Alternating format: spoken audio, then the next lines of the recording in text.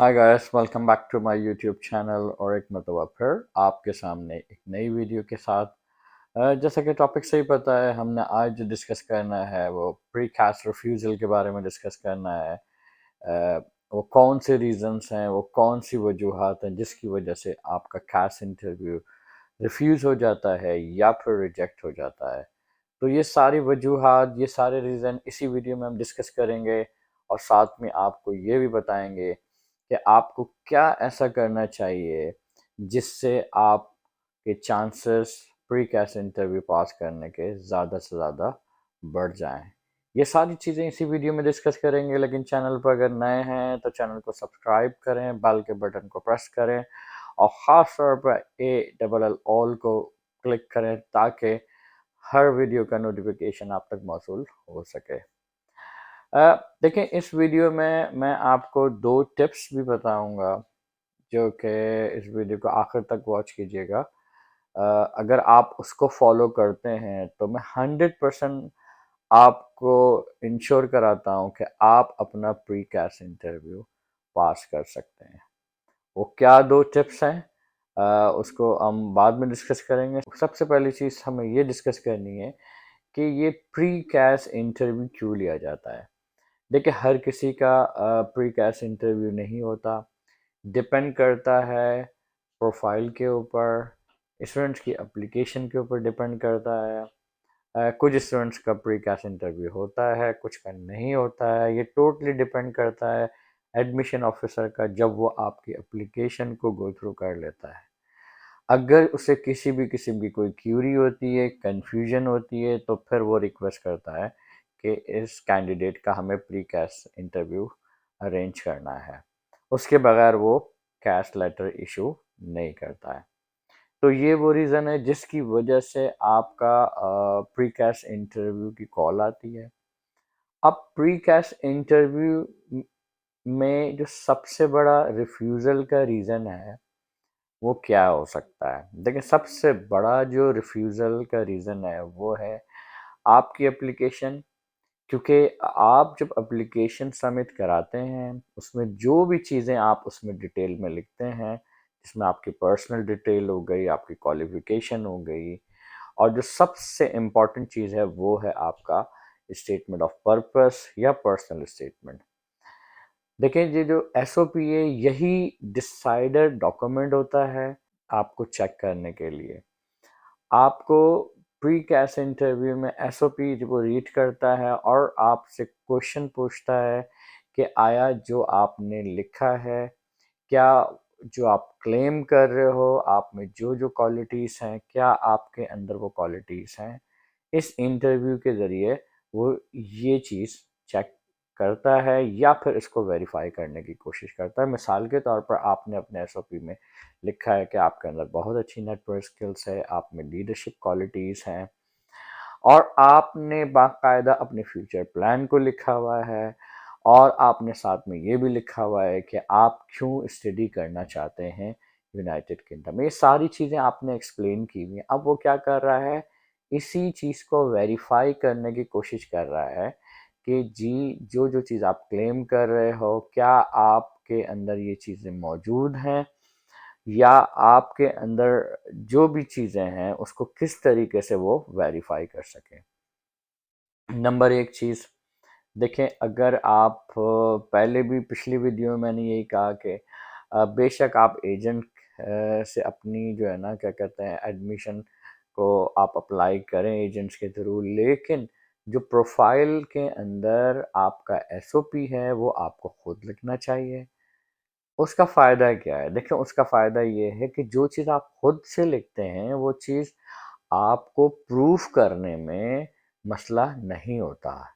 अगर एक चीज़ for example, अगर आपका बैकग्राउंड जो है वो BBA से है, आपने बैचलर किया हुआ है, मार्केटिंग में आपने किया हुआ है, उसके बाद आपका एक्सपीरियंस है मार्केटिंग के अंदर, तो देखिए, अगर ये चीज़ें आप अपने SOP में इन डिटेल लिखेंगे और उसी से रेलेवेंट अपनी स्किल्स, अपनी लीडरशिप क्वालिटीज़, अपनी नेटवर्क स्किल जिसमें आप मैनेजमेंट, सबऑर्डिनेट के साथ क्या डील करते हैं, ये सारी चीज़ें अगर आप खुद से लिखेंगे, तो जब इंटरव्यू कॉल आपका आएगा तो आपको ये चीज़ें एक्सप्लेन बगैर किसी हेजिटेशन के आप एक्सप्लेन कर सकते हो।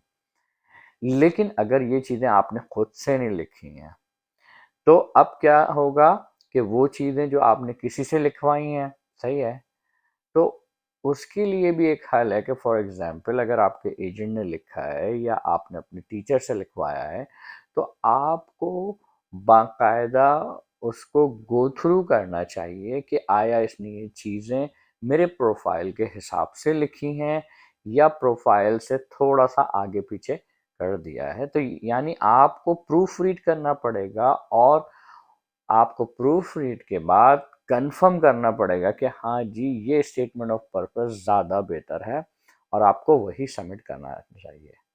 लेकिन अगर आप टोटली रिलाई करेंगे किसी और के ऊपर, मिसाल के तौर पर जो आपके टीचर ने लिख के दे दिया या आपके एजेंट ने जो लिख के दे दिया, अगर आप उसके ऊपर रिलाई करेंगे तो उसमें जब आपका इंटरव्यू की कॉल होगी तो उसमें आपके लिए प्रॉब्लम हो सकता है, क्योंकि देखिए ना, वो चीज़ जो आपकी स्किल है ही नहीं, वो चीज़ जो आपने खुद से लिखी नहीं है, आपने उसको स्टडी नहीं किया हुआ है, आपका कोई एक्सपीरियंस भी नहीं है, तो उसको आपको जस्टिफाई करना वो काफ़ी मुश्किल हो जाता है। और यही एक, आप ये समझ लीजिए, की डॉक्यूमेंट है जहाँ पर एडमिशन ऑफिसर आपको चेक करता है। और एडमिशन ऑफिसर देखें, सिर्फ और सिर्फ एक या दो क्वेश्चंस में उसको पता चल जाता है कि आप जो है जेन्युइन स्टूडेंट हो या आप जेन्युइन स्टूडेंट नहीं हो। और उसके लिए ये जानना ज़रूरी है कि आप सिर्फ और सिर्फ यहाँ पढ़ने के लिए आ रहे हो या फिर आप स्टडी वीज़े को या एज अ रूट के तौर पर यूज़ कर रहे हो, यहाँ पर इमिग्रेट होने के लिए या सेटलमेंट के लिए आ रहे हो। तो उसका रोज़ का काम होता है, वो दो चार क्वेश्चंस आपसे करता है और उसको सिर्फ और सिर्फ एक से दो क्वेश्चन से पता चल जाता है कि either you are a genuine student या आप जेन्युइन स्टूडेंट नहीं हो। तो सबसे बड़ा रीज़न जो है रिफ्यूज़ल का, वो आपका स्टेटमेंट ऑफ पर्पस है, एसओपी है, जो कि आपके प्रोफाइल के एंड मुताबिक होना चाहिए। इसका हल क्या है? इसका हल ये है कि जो आपकी पिछली एजुकेशन है, आपका जो एक्सपीरियंस है, जो आप में क्वालिटीज़ हैं, वो सारी की सारी उस स्टेटमेंट ऑफ पर्पस में लिखनी चाहिए आपको। कोई ऐसी चीज़ जो उसमें आपके टीचर ने या आपके एजेंट ने लिखी है, उसको उसमें से निकाल दीजिए आप। क्योंकि वो एक चीज़ जो आपके प्रोफाइल का हिस्सा ही नहीं है, तो उसको आप कैसे जस्टिफाई करोगे अपने इंटरव्यू में? तो एसओपी आपका according to your background, your education and your future plan के ऊपर बेस होना चाहिए। इसी डॉक्यूमेंट के ऊपर बेसिकली बेस करता है आपका कैश। अच्छा, दूसरी चीज इसी के अंदर जो दूसरा सबसे बड़ा रीजन है, वो है इनकम्प्लीट इंफॉर्मेशन या फिर मिसलीडिंग इंफॉर्मेशन, या इंफॉर्मेशन जो आप दे रहे हो वो उसे आप पूरी नहीं दे रहे हो, या फिर आप छुपाने की कोशिश कर रहे हो, हाइड कर रहे हो इंफॉर्मेशन को। फॉर एग्जाम्पल, अगर आपके स्पाउस हैं या आपके क्या कहते हैं डिपेंडेंट हैं, सही है, तो आपको क्लियरली उस एप्लीकेशन के अंदर वाजे करना चाहिए, लिखना चाहिए। अगर आप ये सोचते हैं कि अगर मैं यहाँ पर डिपेंडेंट लिख दूंगा या स्पाउस लिख दूंगा, उसकी डिक्लेयर कर दूंगा, तो उससे मेरे जो है ना, जो इंटरव्यू पास करने के चांसेस कम हो जाएंगे, मेरे वीज़े लगने के चांसेस कम हो जाएंगे। तो ऐसा खुदारा ना कीजिए। जो भी आपके प्रोफाइल का हिस्सा है, अगर आपके स्पाउस हैं, आपके डिपेंडेंट हैं, तो उसको क्लियरली आप उसमें मेंशन कीजिए। यूके के अंदर किसी भी किस्म की प्रॉब्लम नहीं है कि अगर आप स्पाउस लिख देंगे या डिपेंडेंट लिख देंगे। हाँ देखिए, रिक्वायरमेंट है, अगर आप डिपेंडेंट ला रहे हैं या स्पाउस ला रहे हैं, तो उसमें आपको बाकायदा जो है ना, आपको फंडिंग में आपको बाकायदा एक अमाउंट है वो आपको शो करना पड़ेगा। लेकिन ऐसा नहीं है कि जी वो आपका स्टूडेंट वीज़ा रिफ्यूज़ कर देंगे या आपके इंटरव्यू को। तो जो भी इंफॉर्मेशन, करेक्ट इंफॉर्मेशन जो है उसको शेयर करें आप। इनकरेक्ट इंफॉर्मेशन जो है ना वो एक्सेप्टेबल नहीं है। इंफॉर्मेशन को हाइड ना करें। शॉर्ट टर्म तो देखें फ़ायदा हो सकता है इसका, लेकिन लॉन्ग टर्म फ़ायदा आप नहीं उठा सकते।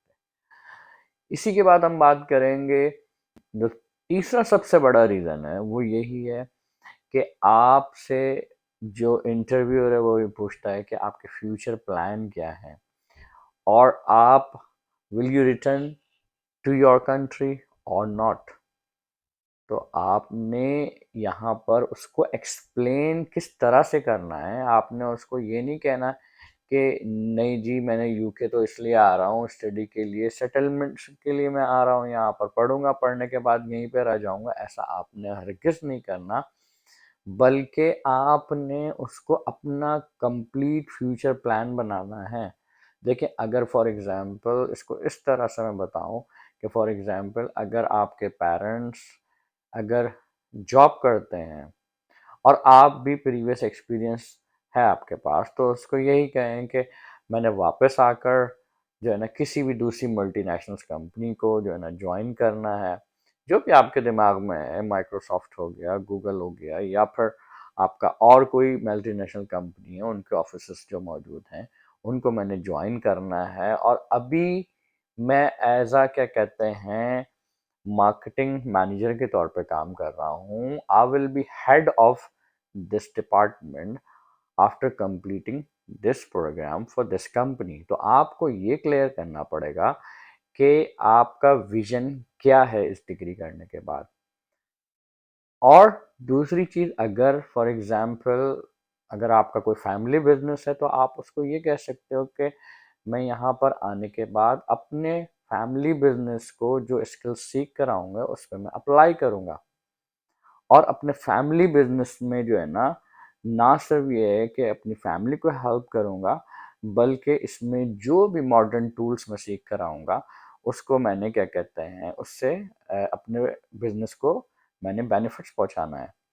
तो कहने का मकसद सिर्फ और सिर्फ ये है कि आपको हर चीज़ के बारे में एक सर्टेन प्लान होना चाहिए। बगैर प्लान के देखें, बगैर प्लान के कोई भी चीज़ जो है ना वो अप्लाई नहीं होती। तो एग्जैक्टली यहाँ पे भी यही सूरत हाल है।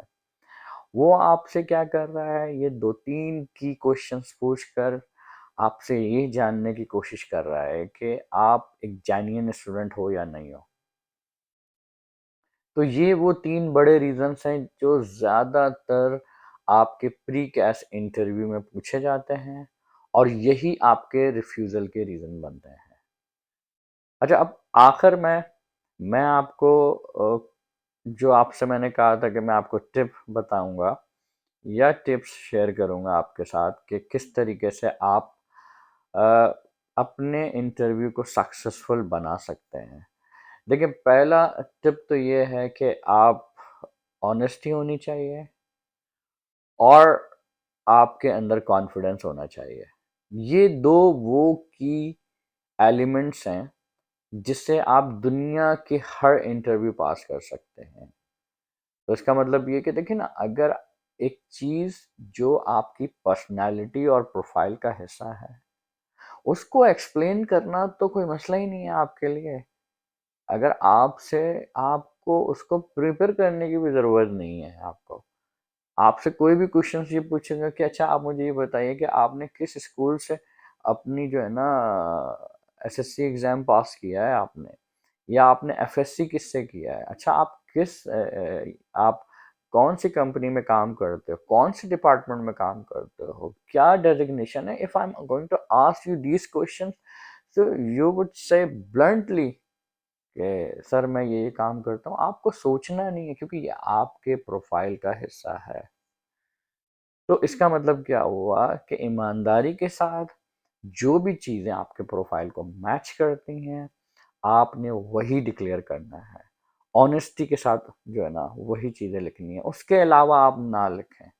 क्योंकि आप एडिशनल चीज़ें लिखेंगे तो आपको फिर एडिशनल वर्क करना पड़ेगा। बिल्कुल इसी तरीके से है कि अगर आप एक झूठ बोलते हैं तो दूसरे झूठ को छुपाना पड़ता है आपको। तो एग्जैक्टली यहाँ पे भी यही है। दूसरी चीज ये है कि कॉन्फिडेंस। देखिए कॉन्फिडेंस जो है ना, वो आपको तब आता है जब आप उसकी प्रैक्टिस करते हैं। फॉर एग्जाम्पल अगर आपसे ये कहा जाए कि जी आपने ड्राइविंग आप कर रहे हो, जब आपने लर्निंग ड्राइविंग पास कर लिया और पता चला ये कि अब क्या हुआ कि आहिस्ता आहिस्ता जब आप उसकी डेली प्रैक्टिस करते हो, स्लोली ग्रेजुअली क्या होता है, फिर आपको कॉन्फिडेंस आना शुरू हो जाता है। आप आराम से जो है ना, फिर आपके बराबर में भी अगर कोई सीट पे नहीं भी बैठा हो फिर भी आप गाड़ी आराम से चला रहे होते हैं। आपको क्या करना है, आपको प्रैक्टिस करनी है। आपने जितने भी मैक्सिमम क्वेश्चंस हैं आपके प्रोफाइल के हवाले से, वो आपने खुद लिखने हैं। देखिए अगर एजेंट से अगर आपने ले भी लिए हैं ना, एजेंट ने बता भी दिए हैं यूट्यूब पे, फेसबुक पे, इंस्टा पर आपने कलेक्ट भी कर लिए, तो I would say you need to write down the answer for every question according to your profile. आप अपने प्रोफाइल के हिसाब से उसको लिखो। और ना सिर्फ आपने लिखना है बल्कि आपने उसकी प्रैक्टिस भी करनी है। आपने मिरर में देखकर जो है ना उसके आंसर्स देने हैं। आपने डेली आपने प्रैक्टिस करनी है उसकी।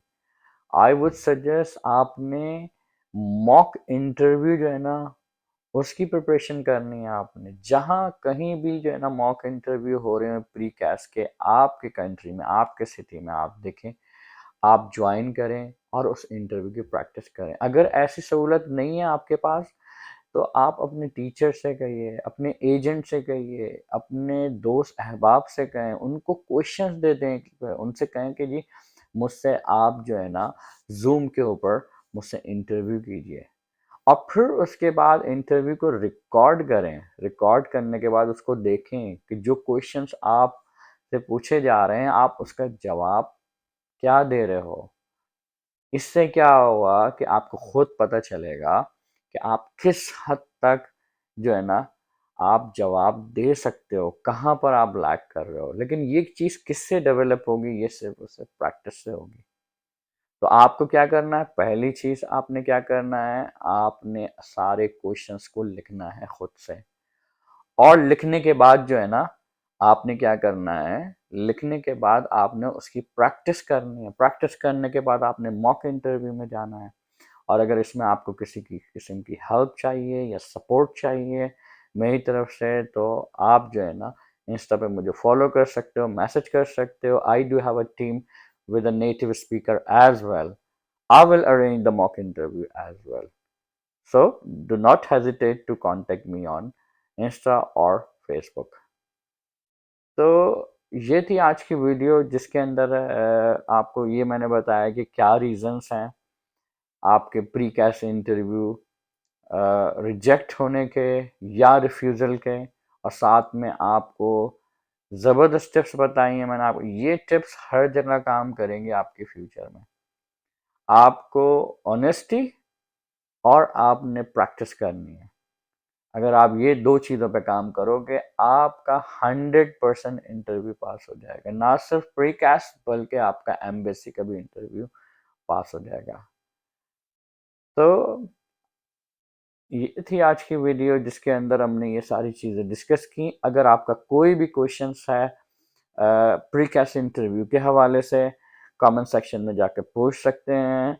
और अगर वीडियो अच्छी लगी है तो इसको लाइक करें और ज़्यादा से ज़्यादा लोगों तक शेयर करें और मेरे चैनल को ज़रूर सब्सक्राइब करें। तो मिलता हूँ मैं आपसे अगली वीडियो में। उस वक्त तक के लिए अपना बहुत ज़्यादा ख्याल रखिएगा। Take care, bye bye.